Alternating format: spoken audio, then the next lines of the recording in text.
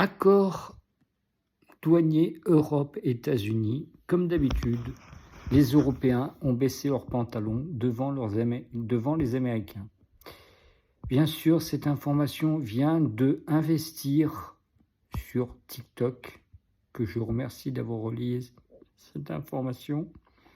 Et ainsi, regarde la vidéo qui suit et tu vas vite comprendre tout ce qui se passe. Comme d'habitude, l'Europe plie aux exigences des Américains. Pour être un peu plus vulgaire, nous avons baissé notre pantalon, comme d'habitude.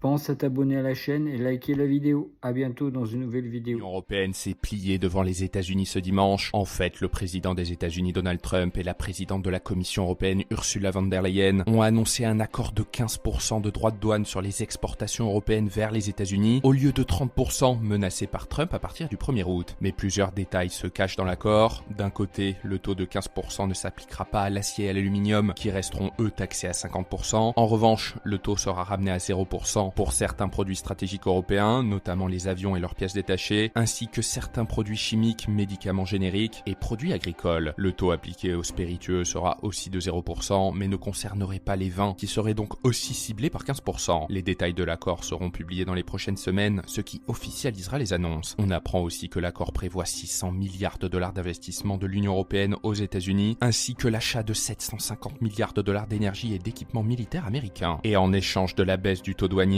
l'Union européenne ne taxera pas en retour 93 milliards d'euros de produits américains comme prévu en cas de défaut d'accord trouvé avec Trump. Elle n'actionnera pas non plus son instrument anti-coercition qui permet notamment de geler l'accès au marché public européen et de bloquer certains investissements. Ursula von der Leyen a réagi en estimant que cet accord allait apporter, je cite, de la stabilité, et de son côté, Trump l'a qualifié, je cite, du plus grand deal jamais conclu. L'accord doit encore être validé par les États membres de l'Union européenne. Je vous tiendrai au courant. Et retrouvez toute l'actualité économique et financière sur le site de Zone Bourse.